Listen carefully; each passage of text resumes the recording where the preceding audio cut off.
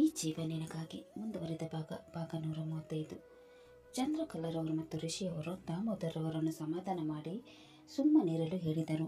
ಅವರ ಮಾತಿಗೆ ಒಪ್ಪಿಗೆ ಸೂಚಿಸಿದ ದಾಮೋದರ್ ಅವರು ನೇಹಾಳ ಕಡೆ ನೋಡಿ, ಇವರು ಹೇಳಿದಾಗೆ ನಮ್ಮ ಕೆಲಸ ಆಗುವವರೆಗೆ ನಾವು ಸುಮ್ಮನೆ ಇರೋಣ ಮಗಳೇ, ಆಮೇಲೆ ಅವನಿಗೊಂದು ಗತಿ ಕಾಣಿಸೋಣ. ಓಕೆ ಡ್ಯಾಡ್, ಕೆಲಸ ಆದಮೇಲೆ ಅವರಿಬ್ಬರನ್ನು ಮಾತ್ರ ಸುಮ್ಮನೆ ಬಿಡಬಾರ್ದು. ಇಡೀ ಬ್ಯಾಂಗ್ಳೂರಲ್ಲಿ ಅವರಿಬ್ಬರಿಗೆ ಎಲ್ಲಿಗೂ ಕೂಡ ಕೆಲಸ ಸಿಗಬಾರ್ದು, ಆ ಥರ ಮಾಡಬೇಕು. ನೀನು ಹೇಳಿದ ಹಾಗೇನೆ ಮಾಡೋಣ. ನಿನಗೆ ಹೊಡೆದವರನ್ನು ನಾನು ಸುಮ್ಮನೆ ಬಿಡ್ತೀನಿ ಅಂತ ಅಂದ್ಕೊಂಡಿದ್ಯಾ? ಎಲ್ಲರಿದ್ರೂ ಅವನಿಗೆ ನಾಯಿಗೆ ಹೊಡೆದಾಗಿ ಹೊಡಿಸ್ತೀನಿ. ಸರಿ ಸರಿ, ಮಾತಾಡಿ ಸಾಕು, ನಡೀರಿ ಹೋಗೋಣ ಅಂತ ಹೇಳಿ ಚಂದ್ರಕಲರ್ ಅವರು ಅವರೆಲ್ಲರನ್ನು ಕರೆದುಕೊಂಡು ಹೋದರು. ಇತ್ತ ಅಗಸ್ತ್ಯ ಮತ್ತು ಅರ್ಜುನ್ ಆದ್ಯಳಿಗೆ ಧೈರ್ಯ ತುಂಬುತ್ತಿದ್ದರು. ಆದ್ಯ, ನೀನೇನು ಭಯಪಡ್ಕೋಬೇಡ. ನಿನ್ನ ಅಣ್ಣ ನಾನೇ ಇರಬೇಕಾದ್ರೆ ನಿನ್ಗೆ ಯಾರೂ ಏನು ಮಾಡೋಕ್ಕಾಗಲ್ಲ. ನೀನು ಚೆನ್ನಾಗಿ ರೆಡಿಯಾಗಿ ಬಂದಿದ್ದ ಅವಳಿಗೆ ಸಹಿಸ್ಕೊಳ್ಳೋಕ್ಕೆ ಆಗ್ತಾಯಿಲ್ಲ, ಅದಕ್ಕೆ ಈ ರೀತಿ ಮಾಡಿದ್ದಾಳೆ. ಅಲ್ಲಾಗೂ ಬಟ್ಟೆ ಹರಿಯುವಷ್ಟು ಕೆಳಮಟ್ಟಕ್ಕೆ ಇಳಿತಾರ. ಆ ಕ್ಷಣದಲ್ಲಿ ನಾನು ಎಷ್ಟು ಹೆದರಿದ್ದೆ ಗೊತ್ತಾ? ಅವಳು ಒಂದು ಹೆಣ್ಣಾಗಿ ಈ ಥರ ಮಾಡೋಕ್ಕೆ ಅವಳಿಗೆ ಮನಸ್ಸಾದ್ರೆ ಹೇಗೆ ಬಂತು ಅಂತ ಹೇಳುತ್ತಿದ್ದಾಗ ಅವಳ ಕಣ್ಣಾಡಿಗಳು ತುಂಬಿ ಬಂದವು. ಇದನ್ನು ನೋಡಿದ ಅರ್ಜುನನಿಗೆ ಅವಳ ಮೇಲೆ ತುಂಬಾನೇ ಮರುಕು ಉಂಟಾಯಿತು. ಅವಳ ಕಣ್ಣೀರನ್ನು ಒರೆಸಿ ಅವಳಿಗೆ ಸಮಾಧಾನ ಮಾಡಬೇಕು ಅಂತ ಮನಸ್ಸಾಯಿತು. ಅಷ್ಟರಲ್ಲಿ ಅಗಸ್ತ್ಯ ಅವಳ ಕಣ್ಣೀರನ್ನು ಒರೆಸಿ, ಅಳ್ಬೇಡ, ಇವತ್ತು ನಮಗೆಲ್ಲರಿಗೂ ಮುಖ್ಯವಾದ ದಿನ. ಇವತ್ತಿಂದ ನಮ್ಗೆ ಯಾರೂ ಏನು ಮಾಡೋಕ್ಕಾಗಲ್ಲ. ನಾನೇ ಇರಬೇಕಾದ್ರೆ ನಿನ್ನ ಕಡೆ ಬೊಟ್ಟು ಮಾಡಿ ತೋರಿಸೋಕ್ಕೂ ನಾನು ಬಿಡಲ್ಲ. ಈಗ ನೀನು ಅರ್ಜುನ್ ಜೊತೆ ಇರು, ನನ್ನ ಕೆಲಸ ಇದೆ, ನಾನು ಆಮೇಲೆ ಬಂದು ನಿನ್ನ ಜಾಯ್ನ್ ಆಗ್ತೀನಿ ಅಂತ ಹೇಳಿ ಅರ್ಜುನ್ ಕಡೆ ನೋಡಿ, ಅರ್ಜುನ್, ಇವಳ ಜೊತೆ ಇದ್ದೀಯ ಅಲ್ವಾ? ಖಂಡಿತ ಅಗಸ್ತ್ಯ, ನೀನೇನು ಕೆಲಸ ಮುಗಿಸ್ಬಿಟ್ವಾ, ಅಲ್ಲಿವರೆಗೆ ನಾನು ಇವಳ ಜೊತೆ ಇರ್ತೀನಿ ಅಂತ ಹೇಳಿದಾಗ ಆಗ ತಾನೇ ಬಂದ ಗಗನ್ ಅಗಸ್ತ್ಯನ ಹತ್ತಿರ ಬಂದು, ಅಗಸ್ತ್ಯ, ಸಾರಿ ಕಣೋ, ನಾನು ಸ್ವಲ್ಪ ಮಟ್ಟಿಗೆ ಹೊರಗಿದ್ದೆ, ಹಾಗಾಗಿ ಇಲ್ಲಿ ಏನು ನಡೀತಿತ್ತು ಅಂತ ನಂಗೆ ಗೊತ್ತಾಗಿಲ್ಲ. ನೀನು ಆರಾಮಾಗಿ ನಿನ್ನ ಕೆಲಸ ಮುಗಿಸ್ಬಿಟ್ಬಾ, ನಾನು ಮತ್ತು ಅರ್ಜುನ ಆದ್ಯಳ ಜೊತೆಗಿರ್ತೀವಿ. ಸರಿ, ನಾನು ಸ್ವಲ್ಪ ಹೊತ್ತಲ್ಲಿ ಬರ್ತೀನಿ, ಜೋಪಾನವಾಗಿ ಅವಳು ನೋಡ್ಕೊಳ್ಳಿ ಅಂತ ಹೇಳಿ ಅವನು ಅಲ್ಲಿಂದ ಹೊರಟು ಹೋದನು. ಆದ್ಯಳನ್ನು ನೋಡಿದ ಅರ್ಜುನ್, ಅಳ್ಬೇಡ, ಕಣ್ಣೀರು ಒರೆಸ್ಕೊ, ಇಲ್ಲಾಂದ್ರೆ ಮೇಕಪ್ ಎಲ್ಲ ಹಾಳಾಗ್ಬಿಡುತ್ತೆ, ಆಮೇಲೆ ರಾಕ್ಷಸಿ ಥರ ಕಾಣಿಸಿದ್ರೆ ಕಷ್ಟ ಅಂತ ಹೇಳಿದನು. ಈ ಮಾತು ಕೇಳಿ ಕೋಪಗೊಂಡ ಆದ್ಯ ಅರ್ಜುನನನ್ನು ಗುರಾಯಿಸಿ ನೋಡಿದಳು. ಆಗ ಅರ್ಜುನ್ ಮತ್ತು ಗಗನ್ ಅವಳನ್ನು ನೋಡಿ ನಕ್ಕು ಬಿಟ್ಟರು. ಅವರಿಬ್ಬರು ನಗುವುದನ್ನು ನೋಡಿ ಮತ್ತಷ್ಟು ಕೋಪಗೊಂಡವಳು, ನೀವಿಬ್ರು ನನ್ನನ್ನು ಪ್ರೊಟೆಕ್ಟ್ ಮಾಡಕ್ಕೆ ಇದ್ದೀರಾ ಅಥವಾ ನನ್ನ ಸತಾಯಿಸಕ್ಕಿದ್ದೀರಾ ಅಂತ ಹೇಳಿ ಕೋಪದಿಂದ ಅವರನ್ನು ಗುರಾಯಿಸಿ ನೋಡಿದಳು. ಆಗ ಮತ್ತೆ ಜೋರಾಗಿ ನಕ್ಕ ಗಗನ್, ಸಾರಿ ಕಣೆ, ನೀನು ಮಾಡೋದು ನೋಡಿದ್ರೆ ನಗದೇ ಇರೋಕ್ಕಾಗತ್ತಾ? ನನಗೆ ತುಂಬಾ ಬಾಯಾರಿಕೆ ಆಗ್ತಾ ಇದೆ, ನಾನು ಹಿಂಗೆ ಹೋಗಿ ಹಂಗೆ ಬಂದೆ ಅಂತ ಹೇಳಿ ನಗುತ್ತಾ ನೀರು ಕುಡಿಯಲು ಹೋದನು. ಆಗ ಅವಳು ಕೋಪದಿಂದ ಅರ್ಜುನನ ಕಡೆ ನೋಡಿ, ನಿನಗೆ ನಾನು ರಾಕ್ಷಸ ಥರ ಕಾಣಿಸ್ತೀನಾ? ನೀನೀಗ ನಡೆದುಕೊಳ್ತಿರೋ ರೀತಿ ನೋಡಿದ್ರೆ ಮುದ್ದು ಮುದ್ದು ರಾಕ್ಷಸ ಥರ ಕಾಣಿಸ್ತೀಯ. ಅವನ ಮಾತು ಕೇಳಿ ಮುಖ ಊದಿಸಿಕೊಂಡವಳು, ಎಲ್ಲರೂ ಈ ಡ್ರೆಸ್ಸಲ್ಲಿ ನಾನು ಚೆನ್ನಾಗಿ ಕಾಣ್ತಾ ಇದ್ದೀನಿ ಅಂತ ಹೇಳ್ತಾ ಇದ್ದಾರೆ. ಈವನ್ ಅಗಸ್ತ್ಯ ಕೂಡ ನಾನು ತುಂಬಾ ಚೆನ್ನಾಗಿ ಕಾಣ್ತಾ ಇದ್ದೀನಿ ಅಂತ ಹೇಳ್ದೆ. ನೀನು ಒಬ್ಬನೇ ನಾನು ರಾಕ್ಷಸ ಥರ ಕಾಣ್ತಾ ಇದ್ದೀನಿ ಅಂತ ಹೇಳ್ತಾ ಇರೋದು. ನಾನು ನಿಜವಾಗ್ಲೂ ರಾಕ್ಷಸ ಥರ ಕಾಣಿಸ್ತಾ ಇದ್ದೀನಾ ಅಂತ ಮುತ್ತು ಮುತ್ತಾಗಿ ಅವನನ್ನು ಪ್ರಶ್ನೆ ಮಾಡಿದಳು. ಅವಳ ಆ ಮುಗ್ಧತೆಗೆ ಮಾರು ಹೋದ ಅವನು ಅವಳ ಕಣ್ಣಲ್ಲಿ ಕಣ್ಣಿಟ್ಟು ನೋಡಿ, ಆಕಾಶದಿಂದ ತರಗಿಳಿದು ಬಂದ ಸಾಕ್ಷಾತ್ ಅಪ್ಸರ ಥರ ಕಾಣ್ತಾ ಇದೆಯಾ. ಯಾರ ದೃಷ್ಟಿ ತಾಗುತ್ತಾ ಗೊತ್ತಿಲ್ಲ, ಆದರೆ ನನ್ನ ದೃಷ್ಟಿಯಿಂದ ಖಂಡಿತ ತಾಗುತ್ತೆ. ನೀನನ್ನು ಮದುವೆಯಾಗಿ ಹುಡುಗ ತುಂಬಾ ಪುಣ್ಯ ಮಾಡಿದ್ದಾನೆ ಅಂತ ಹೇಳಿದಾಗ ಅವನ ಮಾತು ಕೇಳಿ ನಾಚಿ ನೀರಾದ ಅವಳು ತಲೆ ತಗ್ಗಿಸಿದಳು.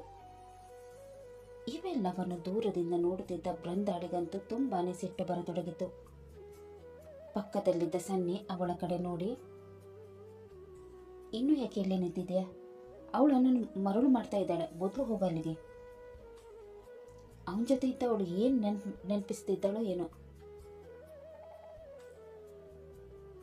ಅವಳಿಗೆ ಏನು ನೆನಪಿಸಿದ್ರೆ ಅಷ್ಟೇ, ಅವನ ಮದುವೆ ಮಾತ್ರ ನನ್ನ ಜೊತೆಗೇನಾಗೋದು. ನೀನು ಇಲ್ಲೇ ಇರು, ನಾನು ಹೋಗಿ ಅವನನ್ನು ಕರೆದುಕೊಂಡು ಬರ್ತೀನಿ ಅಂತ ಹೇಳಿ ಅರ್ಜುನನ ಹತ್ತಿರ ಬಂದು ಅವನ ಕೈ ಹಿಡಿದು, ಅರ್ಜುನ್, ನನಗಲ್ಲಿ ಒಬ್ಬಳೇ ಇರೋಕ್ಕೆ ಬೋರ್ ಆಗ್ತಾ ಇದೆ, ನನ್ನ ಜೊತೆ ಬನ್ನಿ, ಅಲ್ಲಿ ಒಟ್ಟಿಗೆ ಇರೋಣ ಅಗಸ್ತ್ಯ ಬರೋ ತನಕ ನಾನು ಅರ್ಧಳನ್ನು ಬಿಟ್ಟು ಬರೋಕ್ಕಾಗಲ್ಲ. ಸ್ವಲ್ಪ ಹೊತ್ತು ಮುಂಚೆ ಏನಾಯ್ತು ಅಂತ ನಿಮಗೇನು ಗೊತ್ತಲ್ವಾ? ಇವಳು ಸೇಫ್ಟಿಗೋಸ್ಕರ ನಾನು ಇಲ್ಲೇ ಇರಬೇಕಾಗುತ್ತೆ. ನೀವೊಂದು ಕೆಲಸ ಮಾಡಿ, ನೀವು ಕೂಡ ಇಲ್ಲೇ ಇರಿ. ಅರ್ಜುನ್, ಅಲ್ಲಿ ಸನ್ನಿ ಒಬ್ಬನೇ ಇದ್ದಾನೆ ಅಲ್ವಾ? ನಾನು ಇಲ್ಲಿ ಇದ್ದರೆ ಅಲ್ಲಿ ಅವನಿಗೆ ಬೇಜಾರಾಗುತ್ತೆ. ಅದಕ್ಕೆ ಹೇಳಿದ್ದು ನೀವು ಕೂಡ ಅಲ್ಲೇ ಬನ್ನಿ ಅಂತ. ಅವನು ಅಲ್ಲಿ ಇದ್ದಾನೆ ಅಂದರೆ ನಿಮಗೆ ಯಾಕೆ ಬೋರ್ ಆಗುತ್ತೆ? ನೀವು ಅವನ ಜೊತೆ ಮಾತಾಡ್ಕೊಂಡು ಇರ್ಬೋದಲ್ವಾ? ನೋಡಿ ಬೃಂದ, ನಾನು ಇವಳನ್ನು ಒಬ್ಬಳನ್ನೇ ಬಿಟ್ಟು ಬರೋಕ್ಕಾಗಲ್ಲ. ನೀವು ಒಂದ ಇಲ್ಲೇ ಇರಿ, ಇಲ್ಲಾಂದರೆ ಅಲ್ಲಿ ಹೋಗಿ ಸನ್ನಿ ಜೊತೆ ಇರಿ. ಅಲ್ಲ ಅರ್ಜುನ್, ನಾನು ಒಬ್ಬಳೇ ಹೇಗೆ? ನೀವು ಒಬ್ಬಳೇ ಇಲ್ಲಿ ಹೋಗ್ತೀರಾ? ಇಲ್ಲಿದ್ರೆ ನಾವು ಇರ್ತೀವಿ, ಅಲ್ಲಿ ಹೋದರೆ ಸನ್ನಿ ಇರ್ತಾನೆ. ನಿಮ್ಗೆ ಇಲ್ಲಿರೋಕ್ಕೆ ಮನಸ್ಸಿಲ್ಲ ಅಂದರೆ ಪರವಾಗಿಲ್ಲ, ನೀವು ಅಲ್ಲಿ ಹೋಗಿ ಸನ್ನಿ ಜೊತೆಗಿರಿ ಅಂತ ಹೇಳಿದಾಗ ಕೋಪಗೊಂಡ ಬೃಂದ ಅಲ್ಲಿಂದ ಸೀದಾ ಸನ್ನಿ ಇದ್ದಲ್ಲಿ ಹೋದಳು. ಇದನ್ನು ನೋಡಿದ ಆದ್ಯಳಿಗೆ ತುಂಬಾನೇ ಖುಷಿಯಾಯಿತು. ಏನು ನೆನಪಿಲ್ಲದೆ ನನ್ನನ್ನು ಎಷ್ಟು ಕೇರ್ ಮಾಡ್ತಾನೆ, ಇನ್ನು ನೆನಪಿದ್ದಿದ್ರೆ ಇನ್ನೆಷ್ಟು ಕೇರ್ ಮಾಡ್ತಾ ಇಲ್ಲ ಏನೋ ಅಂತ ಅಂದುಕೊಳ್ಳುತ್ತಿರುವಾಗ ಅಗಸ್ತ್ಯ ಅಲ್ಲಿಗೆ ಬಂದನು. ಉತ್ತಮ್ರವರು ಸ್ಟೇಜ್ ಮೇಲೆ ಹೋಗಿ ಮೈಕ್ ಹಿಡಿದು ಕಂಪನಿಯ ಉತ್ತರಾಧಿಕಾರಿ ಘೋಷಣೆ ಮಾಡಲು ರೆಡಿಯಾದರು.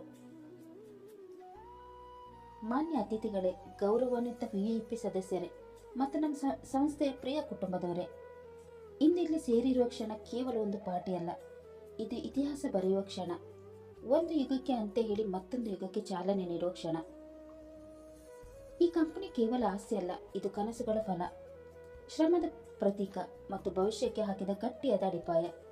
ಈ ಸಂಸ್ಥೆ ನಂಬಿಕೆ, ಶ್ರಮ ಮತ್ತು ತ್ಯಾಗದಿಂದ ನಿರ್ಮಿತವಾದದ್ದು.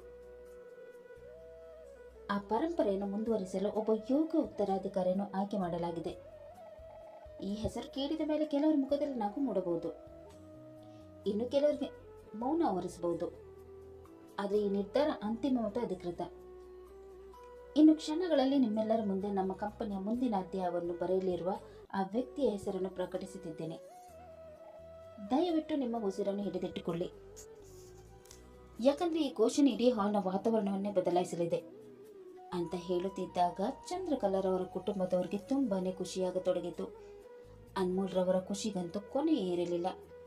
ಉತ್ತಮ್ ರವರು ಮುಂದಕ್ಕೆ ಏನು ಅನೌನ್ಸ್ ಮಾಡಲಿದ್ದಾರೆ ಅನ್ನೋದನ್ನು ಕಾತರತೆಯಿಂದ ಕೇಳತೊಡಗಿದರು. ಇಷ್ಟು ಹೊತ್ತಿನ ನಿರೀಕ್ಷೆಯ ಮೌನ ಮತ್ತು ಗೊಂದಲಕ್ಕೆ ಈಗ ತೆರೆ ಬೀಳುವ ಸಮಯ ಬಂದಿದೆ. ಈ ಕಂಪನಿಯ ಮುಂದಿನ ಉತ್ತರಾಧಿಕಾರಿ ಧನ್ರಾಜ್ ಸರ್ ಅವರ ಮೊಮ್ಮಗ, ಅಂದ್ರೆ ಅಭಿಷೇಕ್ ರವರ ಮಗ, ಮಿಸ್ಟರ್ ಅಗಸ್ತ್ಯ ಅಭಿಷೇಕ್. ಈ ಮಾತು ಕೇಳಿ ಸನ್ನಿ, ಬೃಂದ, ಗಗನ್ ಮತ್ತು ಆದ್ಯಳಿಗೆ ಒಂದು ಕ್ಷಣ ಶಾಕ್ ಆಯಿತು. ಆದರೆ ಚಂದ್ರಕಲರ್ ಅವರ ಫ್ಯಾಮಿಲಿಯವರಿಗೆ ತುಂಬಾನೇ ಖುಷಿಯಾಯಿತು. ಸನ್ನಿ ಬೃಂದಾಳ ಕಡೆ ನೋಡಿ, ಬೃಂದ, ಇದು ಹೇಗೆ ಸಾಧ್ಯ? ಅಗಸ್ತ್ಯ ಒಬ್ಬ ಬಡವ, ಅವನು ಹೇಗೆ ಕಂಪನಿ ಉತ್ತರಾಧಿಕಾರಿಯಾಗಕ್ಕೆ ಸಾಧ್ಯ? ನನಗೂ ಕೂಡ ಅದೇ ಪ್ರಶ್ನೆ ಕಾಡ್ತಾ ಇದೆ.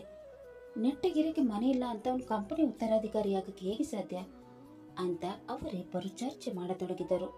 ಇತ್ತ ಗಗನ್ ಆದ್ಯಳ ಕಡೆ ನೋಡಿ, ಆದ್ಯ, ಇದು ಹೇಗೆ ಸಾಧ್ಯ? ಆಸ್ತಿಯೆಲ್ಲ ನಿಮ್ಮ ಅಜ್ಜಿ ಮೋಸ ಮಾಡಿ ಬರೆದುಕೊಂಡಿದ್ದಾರಂತ ಅಗಸ್ತ್ಯ ಹೇಳಿದ್ದಾರಲ್ವಾ, ಮತ್ತೆ ಹೇಗಿದ್ದಲ್ಲ ಸಾಧ್ಯ? ನನಗೆ ಕೂಡ ಗೊತ್ತಿಲ್ಲ ಬ್ರೋ, ನನಗೂ ಕೂಡ ನಿನ್ನಷ್ಟೇ ಶಾಕ್ ಆಗ್ತಾ ಇದೆ. ಅವನ ಹತ್ರನೂ ಕೇಳೋಣ ಇರು ಅಂತ ಹೇಳಿ ಅವನ ಹತ್ತಿರ ಹೋಗತೊಡಗಿದರು. ಅಷ್ಟರಲ್ಲಿ ಉತ್ತಮ್ ರವರು ಅಗಸ್ತ್ಯನನ್ನು ಸ್ಟೇಜಿಗೆ ಕರೆದರು. ಮಿಸ್ಟರ್ ಅಗಸ್ತ್ಯ ಅಭಿಷೇಕ್, ದಯವಿಟ್ಟು ಸ್ಟೇಜ್ಗೆ ಬನ್ನಿ ಅಂದಾಗ ಅಗಸ್ತ್ಯ ಸ್ಟೇಜ್ ಮೇಲೆ ಹೋದನು. ಅವನ ಹಿಂದೆ ರಿಷಿ ಹಾಗೂ ಅನ್ಮೋಲ್ ರವರು ಹೋಗಿ ಒಂದು ಕಡೆ ನಿಂತುಕೊಂಡರು. ಉತ್ತಮ್ ರವರು ಅಗಸ್ತ್ಯನನ್ನು ಎಲ್ಲರಿಗೂ ಪರಿಚಯಿಸಿ, ಇವರೇ ನಮ್ಮ ಕಂಪನಿ ಉತ್ತರಾಧಿಕಾರಿ ಮಿಸ್ಟರ್ ಅಗಸ್ತ್ಯ. ಅಗಸ್ತ್ಯ ಅವರೇ, ಇದು ನಿಮ್ಮ ತಾತ ಬರೆದಿರೋ ವಿಲ್, ಅದರ ಪ್ರಕಾರ ಕಂಪನಿ ನಿಮ್ಮ ಹೆಸರಿಗೆ ಆಗ್ತಾ ಇದೆ. ಇವತ್ತಿನಿಂದ ಕಂಪನಿ ಶೇರ್ ವಿಲ್ ಪ್ರಕಾರ ನಿಮ್ಮ ಹೆಸರಿಗೆ ಟ್ರಾನ್ಸ್ಫರ್ ಆಗಿದೆ. ತಗೊಳ್ಳಿ, ಈ ಡಾಕ್ಯುಮೆಂಟ್ ಅನ್ನು ಜೋಪಾನ ಆಗಿಟ್ಕೊಳ್ಳಿ ಅಂತ ಹೇಳಿ ಅದನ್ನು ಅಗಸ್ತ್ಯನಿಗೆ ಕೊಡಲು ಮುಂದಾದರು. ಅಗಸ್ತ್ಯ ಇನ್ನೇನು ಅದನ್ನು ತೆಗೆದುಕೊಳ್ಳಬೇಕು ಅಷ್ಟರಲ್ಲಿ ಅನ್ಮೋಲ್ ರವರು ಅದನ್ನು ತೆಗೆದುಕೊಂಡರು. ಇದನ್ನು ನೋಡಿ ಅಲ್ಲಿದ್ದವರಿಗೆ ಒಂದು ಕ್ಷಣ ಶಾಕ್ ಆಯಿತು. ಉತ್ತಮ್ ರವರು ಅನ್ಮೋಲ್ ರವರ ಕಡೆ ನೋಡಿ, ಅನ್ಮೋಲ್, ಏನಿದೆಲ್ಲ, ನೀನು ಯಾಕೆ ಡಾಕ್ಯುಮೆಂಟ್ ಇಸ್ಕೊಂಡೆ? ಬಿ ಕೂಲ್ ಉತ್ತಮ್, ನಾನು ಯಾಕೆ ಈ ಡಾಕ್ಯುಮೆಂಟ್ ಇಸ್ಕೊಂಡೆ ಅಂತ ಇವನು ನಿನಗೆ ಹೇಳ್ತಾನೆ ಅಲ್ವಾ ಅಗಸ್ತ್ಯ? ಸೊ ಮಿಸ್ಟರ್ ಅಗಸ್ತ್ಯ, ನಾನು ಯಾಕೆ ಡಾಕ್ಯುಮೆಂಟ್ ಇಸ್ಕೊಂಡೆ ಅಂತ ನೀನೀಗ ಎಲ್ಲರಿಗೂ ಹೇಳು. ನಾನು ಹೇಗೆ ಹೇಳೋದು ಸರ್? ನನಗೆ ಹೇಗೆ ಗೊತ್ತು ನೀವು ಡಾಕ್ಯುಮೆಂಟ್ ಯಾಕೆ ಇಸ್ಕೊಂಡ್ರಿ ಅಂತ? ಓಹ್, ಎಲ್ಲರಿದ್ರು ನಿನಗೆ ಹೇಳೋಕ್ಕೆ ಸಂಕೋಚ ಆಗ್ತಾ ಇದೆ ಅನಿಸುತ್ತೆ. ನಾನು ಎಲ್ಲರಿಗೂ ಈ ವಿಷಯನ ಹೇಳ್ತೀನಿ.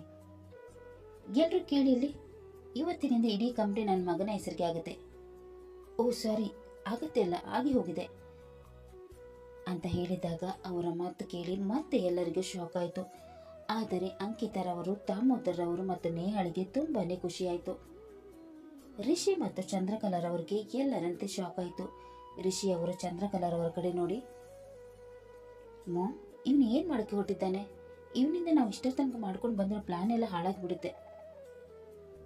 ನನಗೂ ಕೂಡ ಗೊತ್ತಾಗ್ತಾ ಇಲ್ಲ ರಿಷಿ. ಕಂಪನಿ ರಿಕ್ಕಿ ಹೆಸರಿಗೆ ಆಗಿದೆ ಅಂತ ಹೇಳ್ತಾ ಇದ್ದಾನೆ. ಏನು ನಡೀತಾ ಇದೆ ಇಲ್ಲಿ?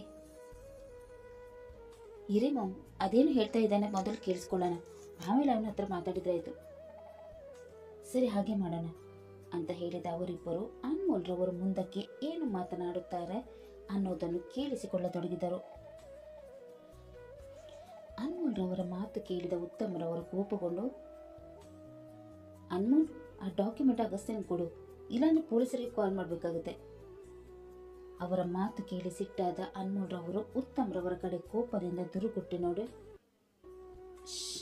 ಇಷ್ಟು ದಿನ ಇಲ್ಲಿ ನಿನ್ನ ರಾಜಭರ ನಡೀತಿತ್ತು, ಅದು ಇನ್ಮೇಲೆ ನಡೆಯಲ್ಲ. ಇನ್ಮೇಲೆ ಏನಿದ್ರೆ ನಾನು ಹೇಳೋ ಮಾತೇ ನಡೆಯೋದು. ಲಿಸನ್ ಎವ್ರಿವನ್, ಇನ್ಮೇಲೆ ಈ ಕಂಪನಿ ಉತ್ತರಾಧಿಕಾರಿ ನನ್ನ ಮಗ ರಿಕ್ಕಿ. ಅಗಸ್ತ್ಯನಿಗೆ ಈ ಕಂಪನಿಗೆ ಯಾವ ಸಂಬಂಧ ಕೂಡ ಇಲ್ಲ. ಅವನು ಆಲ್ರೆಡಿ ಎಲ್ಲ ಆಸ್ತಿ ನನ್ನ ಮಗನ ಹೆಸರಿಗೆ ಬರ್ತಿದ್ದಾನೆ, ಬೇಕಾದ್ರೆ ನೀವೇ ನೋಡಿ ಅಂತ ಹೇಳಿ ಅಗಸ್ತ್ಯ ಸೈನ್ ಮಾಡಿದ್ದ ಪೇಪರನ್ನು ಎಲ್ಲರಿಗೂ ತೋರಿಸಿದರು. ಇದನ್ನು ನೋಡಿದ ಎಲ್ಲರೂ ಗುಸು ಗುಸು ಪಿಸು ಪಿಸು ಅಂತ ಮಾತನಾಡತೊಡಗಿದರು. ಕತೆ ಮುಂದುವರಿಯುವುದು. ಕಂಪನಿ ನಿಜವಾಗಲೂ ರಿಕ್ಕಿ ಹೆಸರಿಗೆ ಆಗಿ ಹೋಗಿದೆಯಾ, ಅಥವಾ ಇದು ಮತ್ತೊಂದು ಭಾರೀ ಆಟದ ಆರಂಭವೇ? ಈ ಸತ್ಯ ಬಹಿರಂಗವಾಗುವುದು ಮುಂದಿನ ಸಂಚಿಕೆಯಲ್ಲಿ. ಅಲ್ಲಿ ತನಕ ಈ ಕತೆ ನಿಮಗೆ ಇಷ್ಟವಾದಲ್ಲಿ ಲೈಕ್ ಮಾಡಿ, ಶೇರ್ ಮಾಡಿ ಮತ್ತು ಸಬ್ಸ್ಕ್ರೈಬ್ ಮಾಡೋದನ್ನು ಮಾತ್ರ ಮರಿಬೇಡಿ. ಹಾಗೆ ಕತೆ ಹೇಗಿದೆ ಅಂತ ಕಮೆಂಟ್ ಬಾಕ್ಸಲ್ಲಿ ತಿಳಿಸಿ. ಮುಂದಿನ ಸಂಚಿಕೆಯಲ್ಲಿ ಮತ್ತೆ ಭೇಟಿಯಾಗೋಣ. ಧನ್ಯವಾದಗಳು.